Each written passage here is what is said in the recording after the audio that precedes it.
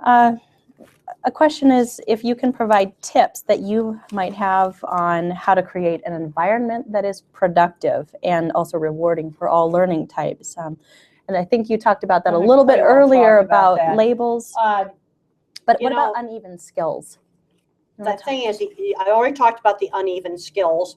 You know, people tend to overgeneralize. See, when you're a top-down thinker, you overgeneralize. That's why we have all these educational fads that are so bad. Oh, and another thing I got to talk about, taking the hands-on classes out of the schools. Because one thing they got here in this Maker magazine is a basic article on here on how to use tools. And I think taking those hands-on classes out is so bad because those classes teach practical problem solving. So I'm really concerned about that. But a parent will say, what do I do about my autistic kid? Now, if he's 3, I can tell you basic early intervention, lots of hours, answer. But as soon as they get older, I got to know a lot more. Age, can he talk? What's he good at? What's he bad at? Is he getting bullied in school? One of the questions that came in was, what was the worst thing for me when I was young? Bullied as a teenager.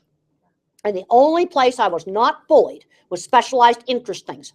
I was an Estes rocket person, electronics, I already talked about that, and riding horses.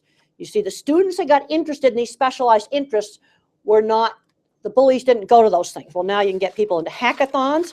Yesterday's New York Times, the next Mark Zuckerberg, about hackathons, you know, coding contests. Again, we got to show this stuff to middle school kids. That's when we need to be getting them hooked. But bullying in school is horrible. High school was the worst part of my life.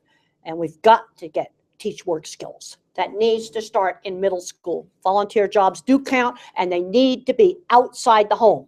Other great activities, Boy Scouts, Girl Scouts, FFA, 4-H, all kinds of groups like band, choir, art, chess clubs, computer clubs, robotics.